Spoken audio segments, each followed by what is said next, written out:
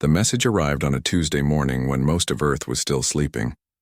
Ambassador Jake Morrison was drinking his coffee in his office when the communication system lit up with signals from deep space. The transmission was unlike anything humans had ever received before. "This is the Galactic Council," the translated voice said through the speakers. "We extend an invitation to the species of Earth to join our alliance of civilized worlds." Jake nearly dropped his coffee cup. He had been Earth's lead diplomat for 20 years, but nothing had prepared him for this moment. First contact with alien life was supposed to be humanity's greatest achievement. Now it was happening, and they were being invited to join something bigger than they had ever imagined. Within hours, Jake found himself in a meeting with President Karen Phillips and her top advisors. Dr. Lisa Martinez, Earth's best xenobiologist, sat next to Commander Ryan Blake, who led the Space Defense Forces. Everyone looked as shocked as Jake felt. "What do we know about this Galactic Council?" President Phillips asked. Dr. Martinez pulled up her tablet. "According to their transmission, they represent 12 different alien species. They've been watching us for the past 50 years. They say we've reached the point where we're ready to join galactic society." Commander Blake leaned forward. "What's the catch? Nobody gives away membership to exclusive clubs for free." The alien transmission had included basic details about the council.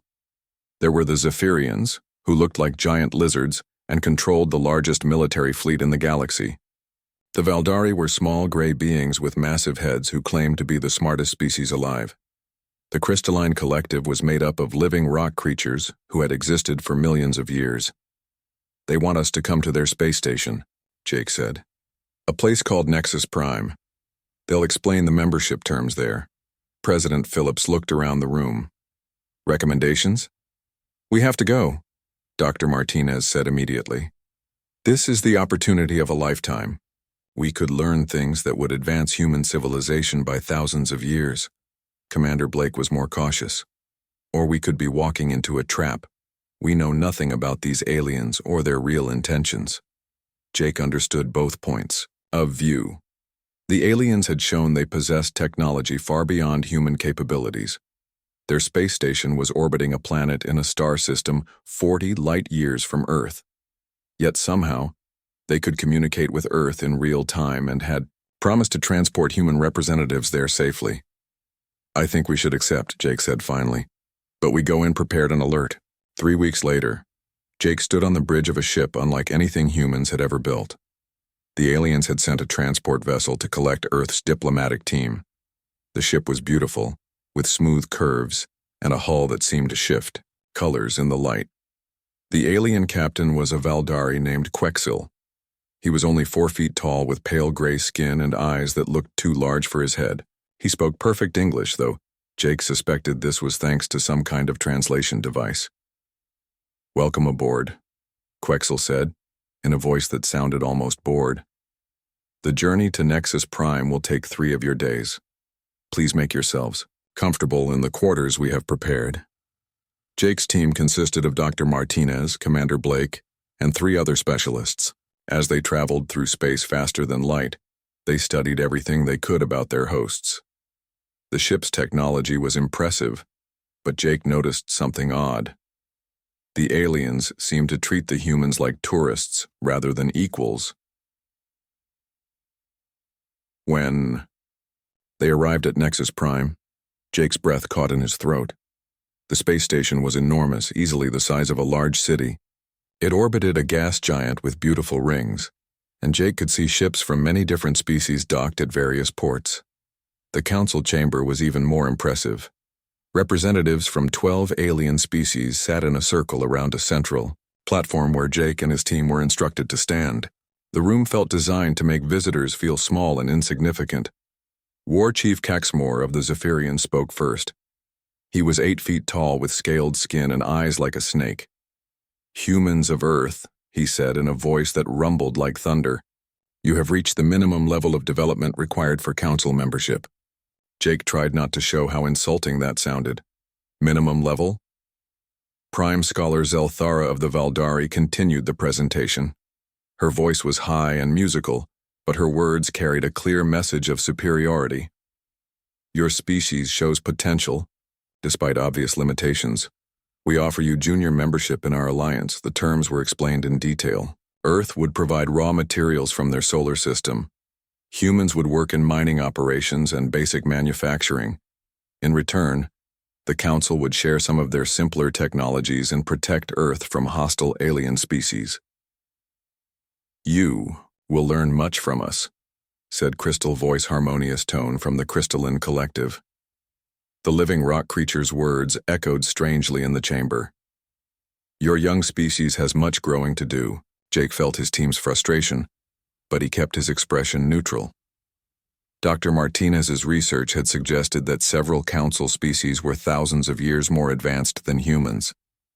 Commander Blake's military training made him want to object to the condescending tone, but they had agreed to listen carefully before making any decisions. We are honored by your offer, Jake said diplomatically. May we have time to consider these terms and consult with our government? War Chief Caxmore laughed, a sound like rocks grinding together. Of course, little human. This is a big decision. For such a young species. Captain Alex Turner of Earth's exploration vessel New Horizon had been observing the proceedings from the visitors' gallery. He had commanded deep space missions for 15 years and was used to dealing with unknown situations. The aliens' attitude bothered him, but he agreed with Jake's approach. Better to learn what they could before making any major decisions.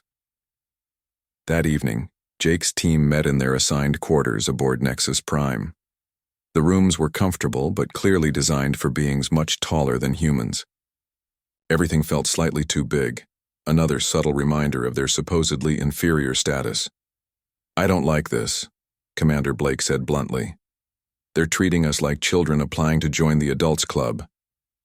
Maybe that's exactly what we are, Dr. Martinez replied. Look at their technology, their civilization. We've been in space for less than 100 years. Some of these species have been exploring the galaxy for millennia. Jake looked out the viewport at the busy space station. Ships came and went constantly, representing technologies and cultures humans could barely imagine. The question is whether we can learn and grow faster than they expect. 2 days later, Jake sent a message back to Earth with the Council's offer. President Phillips and her advisors spent a week debating the decision. Finally, the response came back. Accept their terms, President Phillips said in her recorded message. But remember that this is just the beginning. Watch, learn, and never forget that we're representing all of humanity. Jake smiled as he prepared to give the Council their answer. Earth would join as a junior member, but he had a feeling this partnership was going to be very different from what the aliens expected. 6 months after joining the Galactic Council, Earth had settled into its assigned role. Human workers spread across the galaxy, mining asteroids, growing food, and maintaining equipment for their alien partners. On the surface, everything looked exactly as the Council had planned. Pete Johnson wiped sweat from his forehead as he supervised the mining operation on asteroid belt Gamma 7. His team of 50 humans worked alongside alien machinery, extracting rare minerals that the Council needed for their advanced technology. The work was hard, but Pete didn't mind. He had been a mining foreman on Earth for 20 years before volunteering for this assignment. What the aliens didn't know was that Pete had a doctorate in geological engineering. His simple human miners included experts in physics, chemistry, and material science. They studied every piece of alien technology they encountered, learning how it worked while pretending to just push buttons and follow orders. Hey boss, called out Lucy Carter, who was operating a gravity manipulator to move heavy ore containers. This machine is running hot again. Should I shut it down for maintenance? Pete nodded. Lucy was one of their best workers, though the Aegir Zephyrian supervisors had no idea she held 3 advanced degrees in aerospace engineering. When she took apart alien machines for repairs, she was actually reverse engineering their most advanced systems. Meanwhile, on the agricultural world of Kepler 438c, Mary Collins was teaching farming techniques to newly settled alien colonies. The Valdari had assigned her this job because they considered agriculture beneath their intellectual capabilities. They saw humans as natural laborers who could handle the simple work of growing food. Mary smiled as she adjusted the soil composition, in her test fields. She had been Earth's leading expert on advanced biotechnology before taking this assignment. While the aliens thought she was just planting seeds, she was actually developing new crop varieties that could grow in environments the Council had written off as impossible to farm. The humans continue to exceed productivity expectations, reported Supervisor Zelkran to his Valdari superiors. Their persistence is remarkable, though clearly driven by simple determination rather than intelligence. Mary bit her tongue and continued her work. Let them think what they wanted. Her simple farming was producing food yields 30% higher than the Council's best agricultural worlds. Back on Nexus Prime, Sam Parker spent his days maintaining the space station's basic systems.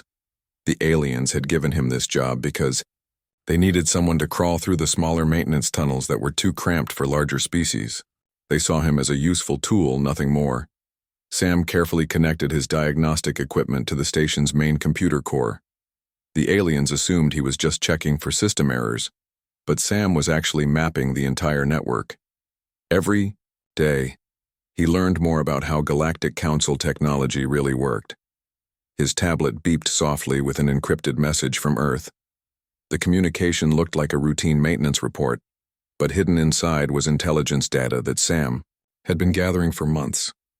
He had discovered that the Council's most advanced AI systems had serious security flaws.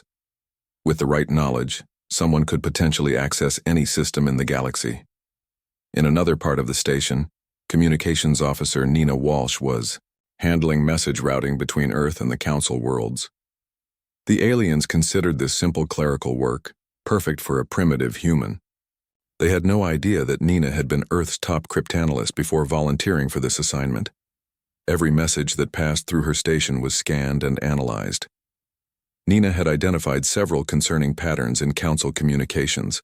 Some messages were heavily encrypted, suggesting secret negotiations or hidden agendas. Others contained subtle threats directed at species that had fallen out of favor with the Council leadership. Humans are so useful for basic tasks, War Chief Caxmore commented to his aide during their daily briefing. They follow orders without question and never complain about dangerous assignments. The irony was lost on him. Nina's basic message handling was actually building a complete picture of Council politics and military capabilities. Intelligence analyst Kevin Brooks, working as a simple data entry clerk, was creating detailed profiles of every Council member's strengths and weaknesses. Commander Ryan Blake had been assigned to train human security personnel for Council facilities. The aliens saw this as appropriate work for a primitive military leader. They assumed human tactics were centuries behind their own advanced warfare techniques. Blake ran training exercises with his team every day, teaching them to operate alien security equipment and follow Council protocols.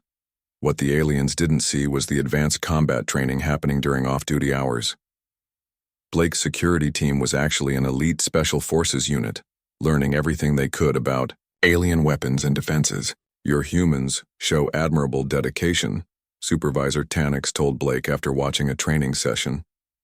The crystalline being's voice rang like struck metal, though their combat methods remained quite primitive. Blake nodded respectfully while hiding his amusement. His primitive fighters had identified 17 critical weaknesses in Council Station defenses. They had also developed tactics for disabling alien weapon systems that the Council considered unbeatable. Dr. Lisa Martinez had perhaps the most challenging assignment of all. She worked in the Council's medical research facilities, supposedly learning alien healing techniques. The Valdari researchers treated her like an eager student, proud to share their superior knowledge with a lesser species. What they didn't realize was that Martinez was comparing their medical technology with Earth's most advanced research. While the aliens had impressive healing devices, their understanding of biological systems was actually less sophisticated than human knowledge in several key areas. The human shows promise, Dr. Velmoth told his colleagues after Martinez had successfully assisted with a complex surgery. Perhaps their species will develop true medical knowledge in a few centuries. Martinez carefully hid her reaction. She had just performed a procedure that would have challenged the most skilled alien doctors, using techniques they didn't know existed. Her real mission was to identify ways that human medical knowledge could revolutionize galactic healthcare. Ambassador Jake Morrison continued his diplomatic duties, attending council meetings and representing Earth's interests. The alien leaders still treated him like a junior partner, someone whose opinions were politely heard but rarely taken seriously. During one particularly frustrating session, Prime Scholar Zelthera dismissed Earth's request for access to advanced educational materials. "Your species must develop naturally," she explained in her musical voice. "Too much knowledge too quickly could be harmful to primitive minds." Jake maintained his diplomatic smile while mentally noting another example of council arrogance. Earth's greatest scientists were working as janitors and farmers throughout the galaxy, learning secrets that could transform human civilization, but the aliens saw only what they expected to see. Captain Alex Turner's exploration vessel New Horizon had been assigned to routine cargo runs between council worlds. The aliens considered this appropriate work for Earth's simple spacecraft. Turner's crew delivered supplies and transported passengers, playing their role as reliable but unremarkable workers. What the council didn't know was that every cargo run was actually a reconnaissance mission. Turner's crew mapped hyperspace routes, studied alien technology, and gathered intelligence on council military installations. His ship's sensors were far more advanced than the aliens realized, hidden behind a facade of primitive human engineering. Humans continue to prove useful," reported Transport Coordinator Hexala to the council leadership. "Their ships are reliable for basic cargo work, though obviously limited compared to proper council vessels." Turner almost laughed when he read that report. His limited ship could outrun any council vessel in his fleet, and his basic cargo operations were actually testing advanced human technologies that the aliens couldn't even detect. As the months passed, a clear picture emerged from all of Earth's agents throughout the galaxy. The Galactic Council was not the benevolent alliance it claimed to be. Several species lived in fear of the dominant races. Resources were controlled by the powerful, and weaker species were exploited or abandoned when they became inconvenient. President Karen Phillips read the reports in her secure office on Earth. Defense Secretary Tony Rodriguez sat across from her, studying the intelligence data that their people had gathered. "They think we're harmless," Phillips said finally. "They see us as useful workers who will never challenge their authority." Rodriguez nodded grimly. "Our people are in position throughout their entire civilization. They trust us because they don't consider us a threat. The question is," Phillips continued, "what do we do with this advantage?" The answer would come sooner than anyone expected. Deep space monitoring stations had detected something moving in the void between galaxies, something large, hostile, and heading directly for Council space. The Galactic Council was about to face its greatest threat in 1,000 years, and they had no idea that their primitive human allies possessed. The emergency alert reached Nexus Prime at 0347 station time. Ambassador Jake Morrison was pulled from sleep by urgent knocking on his quarters door. Commander Ryan Blake stood in the hallway, already dressed and carrying a data pad with a grim expression. "We have a problem," Blake said simply. "A big one." The council chamber was in chaos when Jake arrived. Representatives from all 12 species were shouting in their various languages, while holographic displays showed star charts filled with red warning symbols. War Chief Caxmore's scaled face showed something Jake had never seen before. Fear. "The Devourers have returned," announced Prime Scholar Zelthera, her musical voice shaking with terror. "Long-range sensors detect a massive fleet moving toward our outer territories." Jake had read about the Devourers in Council historical records. They were an extragalactic swarm that had attacked the galaxy 1,000 years ago. The ancient war had nearly destroyed galactic civilization before the Devourers mysteriously disappeared back into the void between galaxies. "How many ships?" asked Crystal Voice Harmonious Tone, the living rock creature's words ringing with unusual urgency. "Our best estimates suggest over 10 million vessels," reported the Valdari sensor technician. "Bioships of unknown design, each one the size of a council dreadnought." The chamber fell silent. Even the proudest council races understood the math. The combined fleets of all 12 species totaled barely 3 million ships. They were outnumbered more than 3-1 by an enemy that had nearly destroyed them before. Admiral Grace Thompson received the emergency communication while aboard Earth's flagship, the Endeavour, which was conducting routine patrols near the outer rim. The message came directly from President Karen Phillips and was marked with humanity's highest security classification. "Grace," the president's recorded voice said, "the situation we've been preparing for has arrived. The Galactic Council faces extinction, and they're about to ask us to die with them. It's time to decide who we really are." Thompson understood immediately.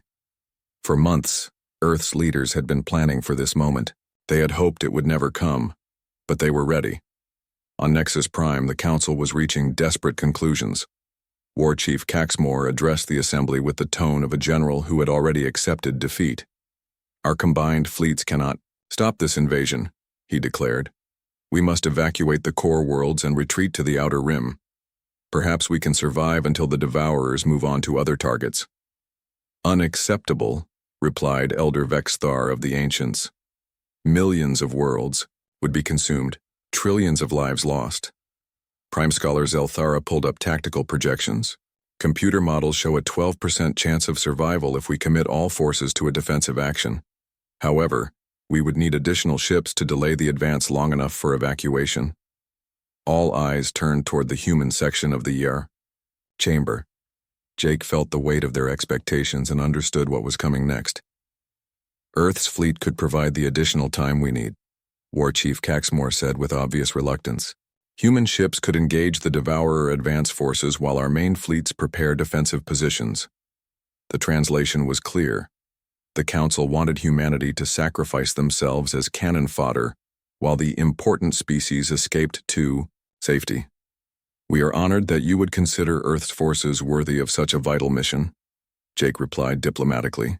"I must consult with our military leaders." Within hours, Jake was in secure communication with Earth's leadership. President Phillips, Defense Secretary Tony Rodriguez, and Admiral Thompson listened to his report with grim faces. "They want us to die for them," Rodriguez said bluntly. "They see us as expendable." "The question is," President Phillips said slowly, "are we ready to show them what we're really capable of?" Admiral Thompson leaned forward. "Our fleet is in position. Our people throughout the galaxy are ready. But once we reveal our true capabilities, there's no going back." President Phillips was quiet for a long moment. She thought about the months of preparation, the intelligence gathering, and the careful positioning of human forces throughout Council space. Earth had been building toward this decision since the day they joined the Galactic Council. "The Council species deserve to survive," she said finally. "But they also need to understand that humanity is not their disposable resource. Grace, you have authorization to reveal our true capabilities."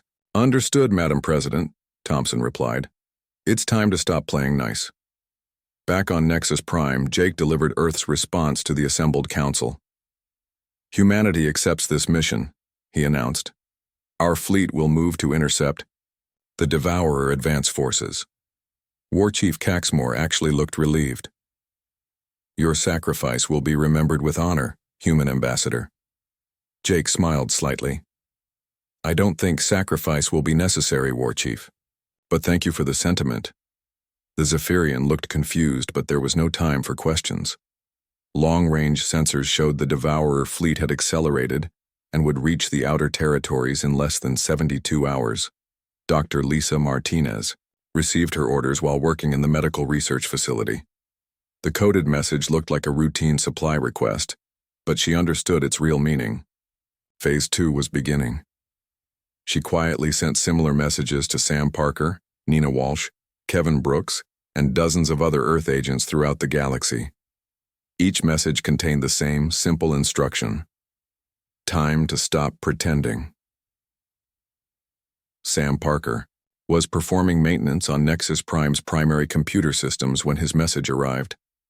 He looked around to make sure no alien supervisors were watching, then connected a small device to the main data core. Within minutes, Sam had administrative access to every system on the station. He could have shut down life support, opened all the airlocks, or turned the defensive weapons on the Council ships. Instead, he simply uploaded a virus that would give Earth complete control of the station's communications and sensors when the time came. Mary Collins received her orders while tending crops on Kepler 438c. She walked to a hidden compartment in her equipment shed and activated a device that looked like a simple farming tool. The signal it transmitted would be received by similar devices on agricultural worlds throughout the galaxy. By morning, every human agricultural specialist would have access to orbital defense platforms that the Council didn't even know existed. The farming equipment that Earth had been installing was actually a network of defensive systems capable of protecting entire star systems. Captain Alex Turner read his orders aboard the New Horizon while en route to deliver supplies to a Council military base. His crew had been wondering when they would finally get to show what their ship could really do. "All hands," Turner announced over the ship's intercom. "This is the captain. Secure from pretend operations, battle stations." The transformation was remarkable. Panels slid back to reveal weapon systems that could punch holes through planets.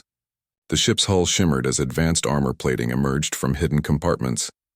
The New Horizon changed from a simple cargo vessel into something that looked like it belonged in a science fiction movie. Lieutenant Lucy Carter, who had been posing as a mining equipment operator, was actually one of Earth's best fighter pilots.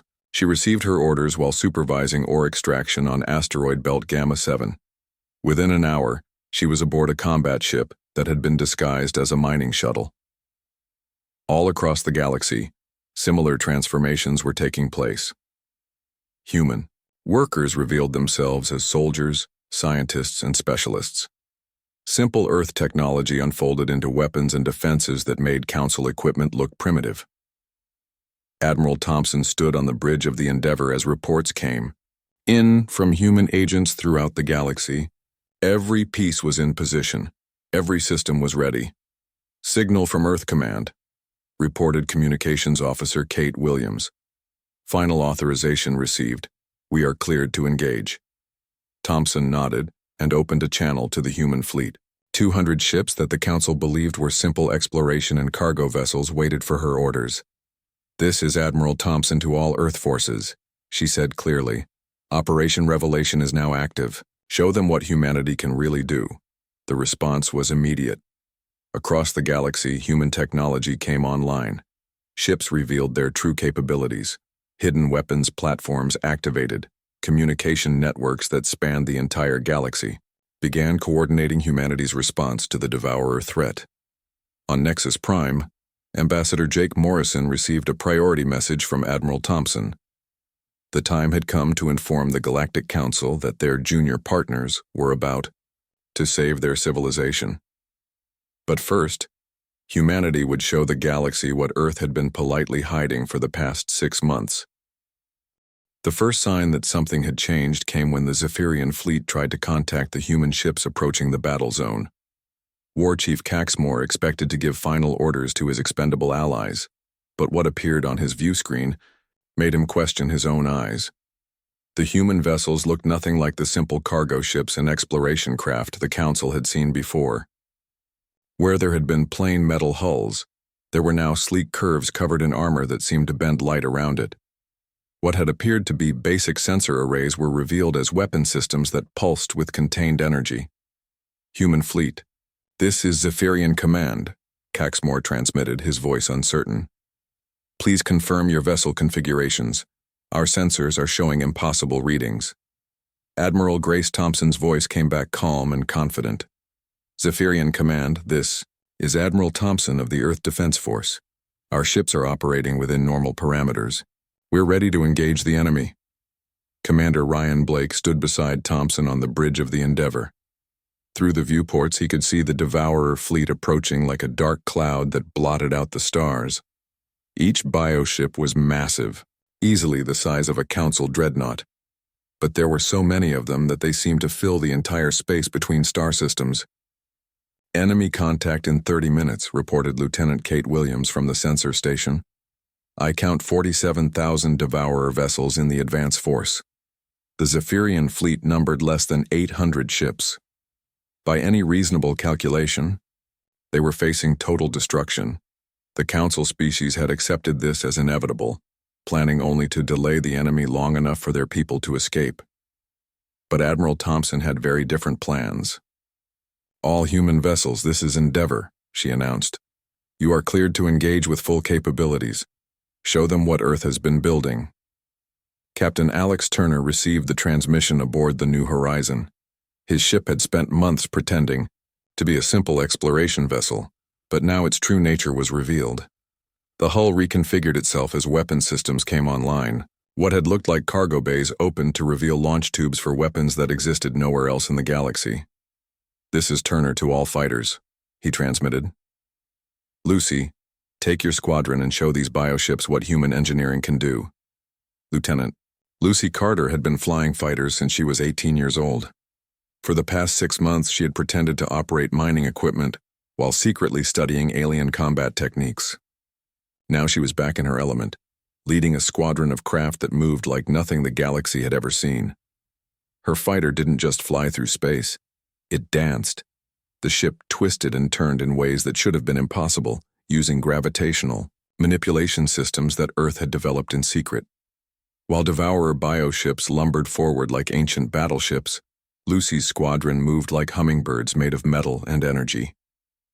"Engaging first target," Lucy reported as her weapons locked onto a bioship the size of a city. Her fighter fired what looked like a simple energy beam, but the weapon was actually a controlled gravitational anomaly that collapsed space itself. The massive Devourer vessel imploded in seconds, its biological hull unable to withstand the crushing force of twisted spacetime. Around her, the rest of the squadron was achieving similar results. Human fighters were destroying bioships that should have been able to swat them like insects. On the Zephyrian command ship, War Chief Caxmore watched his displays with growing shock. "How are they doing this?" he demanded of his tactical officer. "Human fighters should not be able to penetrate Devourer defenses." "Sir," the officer replied, his voice shaking, "I don't think these are the same humans we've been working with." The truth was becoming impossible to ignore. The human fleet was not just holding its own against the Devourer advance force, it was winning. Ships that the Council had dismissed as primitive cargo haulers were cutting through bioships like weapons of destruction beyond anything in the galaxy. Commander Blake coordinated the battle from the Endeavor's tactical center. Information flowed in from human ships throughout the engagement zone, painting a picture of overwhelming success. The Devourers had expected to face the same level of technology they had encountered 1,000 years ago. Instead, they were meeting weapons that existed outside their understanding. "New Horizon reports successful elimination of enemy Cluster 7, came Turner's voice over the communications, requesting permission to advance to the main formation. "Permission granted," Blake replied. "All ships begin Phase 2 operations." What happened next would be talked about in Council histories for generations. The human fleet, numbering only 200 ships, began a systematic dismantling of the Devourer advance force. Weapons that fired controlled singularities carved through bioship formations. Defensive systems that bent reality itself protected human vessels from counterattacks that should have destroyed them instantly. Sam Parker, who had spent months pretending to be a simple maintenance worker, was actually coordinating the technical aspects of the battle from his position on Nexus Prime. His access to Council computer systems allowed him to feed targeting data to the human fleet while simultaneously analyzing Devourer technology. "Admiral," Sam reported through encrypted channels, "I've identified a weakness in their bioship regeneration systems. If we target the neural clusters at specific coordinates, we can prevent them from healing battle damage." The information was relayed to the fleet instantly. Human ships began focusing their attacks on precise points that existed only in Sam's detailed analysis. Bioships that had been slowly regenerating from previous damage suddenly found themselves unable to repair the growing wounds in their hulls. Dr. Lisa Martinez was monitoring the battle from the medical research station where she had been working. Her real expertise was not just in medicine, but in biological warfare defense. As she watched the Devourer vessels, she realized something important. "Admiral Thompson," she transmitted, "these bioships are not just weapons. They're living creatures, If we can disrupt their nervous systems, we might be able to disable entire formations without destroying them. Explain, Thompson replied immediately. Each bioship appears to be controlled by a central brain cluster. I'm sending you the location data now. A precisely targeted neural disruptor should render them unconscious rather than dead. The implications were staggering. Instead of destroying the Devourer fleet, humanity could potentially capture it intact. The biological technology could be studied, understood, and possibly even turned to peaceful purposes. All ships, Thompson announced, switch to neural disruption protocols. We're going to try something new. What followed was perhaps the most remarkable military operation in galactic history. Human ships began targeting the brain centers of bioships with weapons specifically designed to disrupt biological neural networks. One by one, massive Devourer vessels simply stopped moving, floating helplessly in space as their crews fell unconscious. Within 6 hours, the entire 47,000 ship advance force had been neutralized, not destroyed, captured.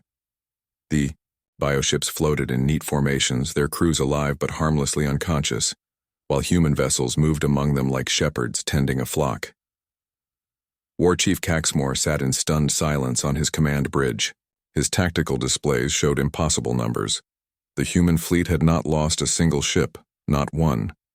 They had faced an enemy that should have destroyed them completely and had instead achieved total victory without suffering a single casualty. "Get me Ambassador Morrison," he ordered finally. "I need to understand what just happened." On Nexus Prime, Jake Morrison was in communication with President Karen Phillips when the call came in.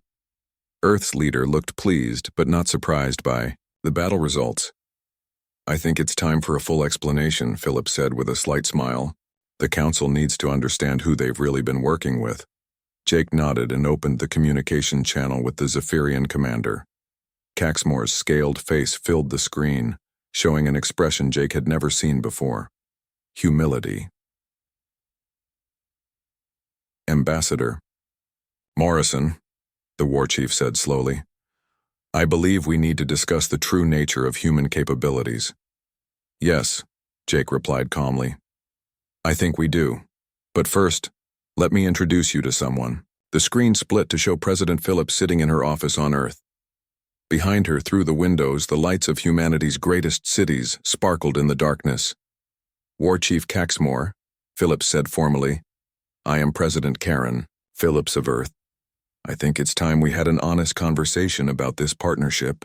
The war chief looked from Phillips to Morrison and back again. For the first time since joining the Council, he understood that he was not speaking to a primitive species seeking guidance. He was negotiating with representatives of a civilization that had just demonstrated military capabilities beyond anything in the known galaxy. "What do you want from us?" he asked quietly. Phillips smiled. "The same thing we've always wanted. Peace, cooperation, and mutual respect. The difference is that now you understand we're offering this as equals, not as your junior partners." As reports of the battle spread throughout Council space, every alien species began to realize the same shocking truth. The humans they had. The emergency session of the Galactic Council convened 48 hours after the Battle of the Outer Rim. Representatives from all 12 species gathered in the Great Chamber of Nexus Prime, but the atmosphere was completely different from any previous meeting. Ambassador Jake Morrison walked to the central platform with quiet confidence. Behind him stood Dr. Lisa Martinez, Commander Ryan Blake, and Captain Alex Turner. For the first time since Earth had joined the Council, the human delegation commanded the complete attention and respect of every alien representative in the room. War Chief Caxmore of the Zephyrians spoke first. His voice, usually filled with arrogant authority, now carried a tone of genuine respect. "Ambassador Morrison, the Council owes humanity a debt that can never be repaid. Your forces saved our civilization. The Devourer threat has been completely neutralized," added Prime. "Scholar Zelthara," the Valdari's musical voice trembled with emotion as she continued, "our analysis indicates that without human intervention, all 12 Council species would have faced extinction within months." Jake nodded politely. We're glad we could help, but I think this situation has raised some important questions about our partnership. Crystal voice harmonious tone of the crystalline collective resonated with agreement. Indeed, it appears we have greatly underestimated human capabilities. How is this possible? Dr. Martinez stepped forward to answer. The truth is simple. We've had this technology all along. When we first received your invitation to join the Council, Earth's leadership made a decision to observe and learn before revealing our true capabilities. You were testing us, War Chief Caxmore said, understanding dawning in his reptilian eyes. Not testing, Jake corrected gently. Learning. We wanted to understand galactic civilization before deciding how to participate in it. What we discovered was both encouraging and concerning. Commander Blake activated a holographic display that showed data gathered by human agents throughout the galaxy over the past 6 months. Your council includes species with remarkable achievements in science, art, and philosophy, but it also includes some troubling patterns of behavior. The display showed evidence of exploitation, suppression of smaller species, and resource monopolization by the dominant races. It was a comprehensive picture of council politics that painted several species in an unflattering light. We found worlds where entire populations live in poverty, while their resources flow to council core worlds, Martinez continued. We documented cases where species were denied council membership because they couldn't provide sufficient tribute. Elder Vexthar of the Ancients, one of the oldest beings in the galaxy, spoke with a voice heavy with regret. We have indeed strayed from our founding principles. Power has corrupted even those who began with noble intentions. But we've also seen tremendous potential, Jake said, his tone becoming more positive. The medical advances of the Valdari have extended lifespans across the galaxy. Zephyrian military discipline has maintained peace for centuries. The artistic achievements of the crystalline collective inspire millions of worlds. Captain Turner stepped forward with a datapad in his hands. Earth would like to propose a new framework for our relationship, not as junior partners providing raw materials, but as equals contributing to the advancement of galactic civilization. The presentation that followed would reshape the political structure of the known galaxy. Earth offered to share technologies that could revolutionize life for every council species, medical advances that could extend lifespans by centuries, terraforming techniques that could restore dead worlds to vibrant life, defensive systems that would make invasion impossible while promoting peaceful exploration. These innovations represent thousands of years of research, Prime Scholar Zelthera said in amazement as she reviewed the technical specifications. How did your species achieve so much advancement in isolation? We had excellent teachers, Jake replied with a slight smile. For the past 6 months, our people have been learning from the best scientists, engineers, and thinkers in the galaxy. We simply applied that knowledge in ways you didn't expect. Sam Parker had been coordinating the technical presentation from his position at the station's computer core. His months of pretending to be a maintenance worker had given him access to every piece of alien technology in council space. Combined with Earth's advanced research capabilities, this had led to breakthroughs that surpassed anything individual species had achieved alone. The terraforming technology alone could restore life to millions of dead worlds, reported agricultural specialist Mary Collins. Her months of simple farming had actually been comprehensive studies of alien biology and environmental science. We estimate that galactic food production could increase by 400% within a decade. War Chief Caxmore leaned forward in his seat. What do you want in return for sharing this knowledge? President Karen Phillips appeared on the chamber's main view screen, broadcasting from her office on Earth. We want the same thing we've always wanted, partnership based on mutual respect and shared goals, an end to the exploitation of weaker species, a commitment to peaceful exploration and scientific advancement. And if we refuse these terms? Asked Elder Vexthar, though his tone suggested the question was academic. Then you refuse, Phillips replied simply.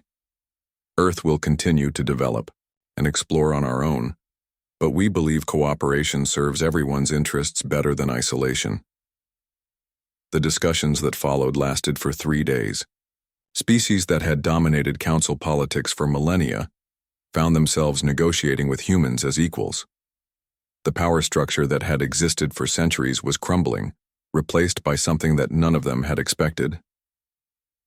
Admiral Grace Thompson arrived at Nexus Prime on the final day of negotiations. Her fleet now openly displayed the advanced technology that had defeated the Devourers. The sight of human warships docked at the station served as a quiet reminder of Earth's newfound position in galactic affairs. The Devourer bioships have been successfully converted, Thompson reported to the assembled council. Our medical teams were able to revive the crews safely. It turns out they're not invaders at all. The revelation shocked everyone present. Dr. Martinez explained the discovery that her teams had made while studying the captured vessels. The Devourers are refugees. Their home galaxy was consumed by an expanding black hole. They've been searching for a new home for thousands of years. Their attacks on Council space were desperate attempts to find suitable worlds for colonization, added communication specialist Nina Walsh. With proper translation equipment, we've established peaceful contact with their leadership, War Chief. Caxmore looked stunned. You mean this entire crisis could have been avoided with better communication?